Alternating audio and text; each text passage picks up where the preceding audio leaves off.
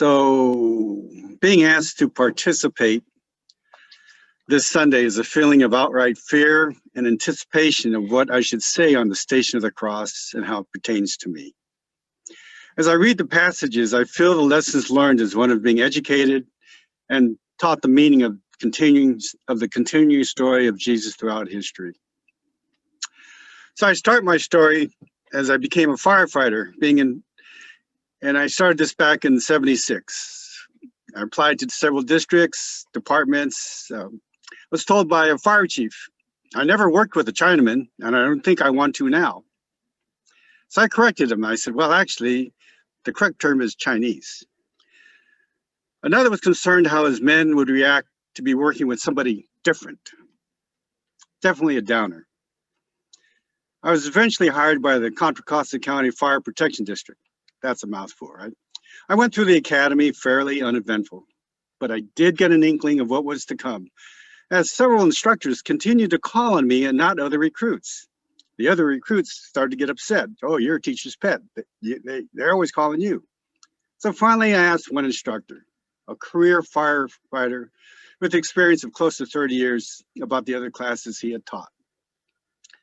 Me, being the first Chinese, he had encountered recruit training. So I asked him, so what are the other 12 recruit names? He didn't know. So they put the names on our helmets, front and back, and he promised, Wong, I'm not going to call you again. Well, later the next day, he turned around, he looked at me, and he says, Wong. And I said, yes, Captain. He says, I am not going to call on you the rest of this academy. And so he turned around, he looked at the other firefighter and said, you. What are the components of a ladder? Unfortunately for that firefighter, his nickname became You. And I said, hey, that's a Chinese name. Why you? So I was assigned to my fire station. I got there and I was informed by the driver, hey, the last time I saw Chinese, I shot him. Whoa. Yep, he was a Korean War veteran. I informed him, well, I'm a Vietnam veteran. We talked a little about war experience, and the captain asked me, hey, you don't happen to have a bugle? And I go, a bugle?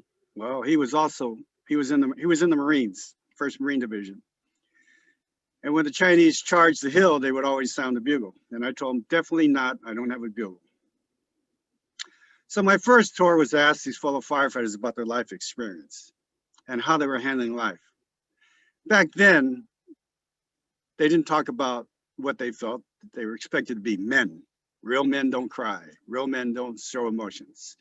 They both went to church, but they went not in the full sense going for themselves, but they went for their wives and families.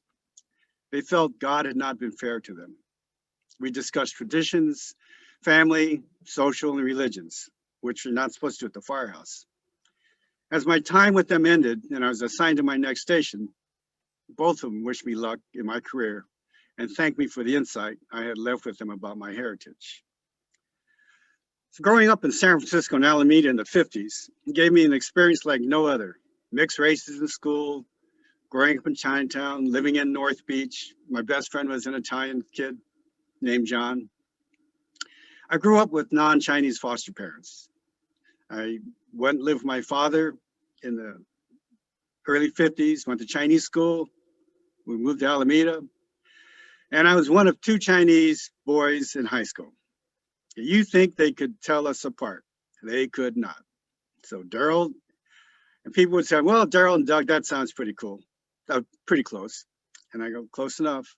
So anytime I got credit for what he did, I felt very happy.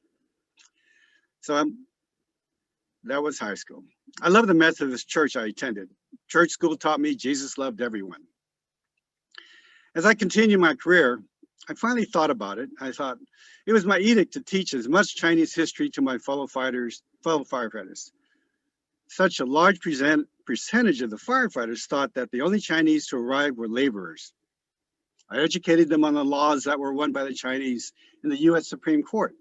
Equality, the 14th Amendment saying people are all equal, not citizens. All people are equal in the United States. I told them about the Chinese Exclusion Act. And yes, some of my fellow workers thought it should have never been repealed. One of the interesting facts, I always asked them what they remembered about the history lesson in school. It all came back to the Chinese were imported to build a railroad and literally nothing else. My church at that time, Church of Our Savior in Oakland, Chinatown, held a Chinese New Year banquet each year. So one year I asked a couple of my firefighter friends if they would like to attend. Afterwards, I had an epiphany. Soon we had 6 or 7 tables. Now each table was 10 people of firefighters attending. A little history lesson, a little description of what year they were born and their description of what they are, a little education of the church, and most of all, education of the Chinese community and how we proliferated throughout California and how they were destroyed. After my retirement, this Chinese New Year dinner still goes on. My dad told me many years ago, hard work, keep your head down, don't bring attention to yourself. However, in the Diocese of California, I have been honored to be the Bishop's Missioner, a board member and eventually chairperson of the Episcopal Charity Appeals, a member of the Diocesan Council, a CDSP board member, Episcopal Asian Ministry officer. I was involved with EYE, the Episcopal Youth Event, and PYE, Provincial Youth Event. As I read the Station of the Cross, I can't help think of how each year brings a little more understanding of this wonderful church. I really became more active after the murder of Vincent Chin in 1982, beaten to death by 2 white workers in the auto industry who served no time in prison, and how the Chinese still weren't considered real Americans. I became involved with the Chinese American Citizen Alliance and now president of the Oakland Lodge. And one of the greatest things I'm doing right now is presenting the Congressional Gold Medal to Chinese World War II veterans, of which close to 60 are still alive in the Bay Area. To listen to their stories as a Chinese American fighting in World War II, serving our country, is really heartwarming. Recognizing the importance of all races to the future of this church and this nation is so important.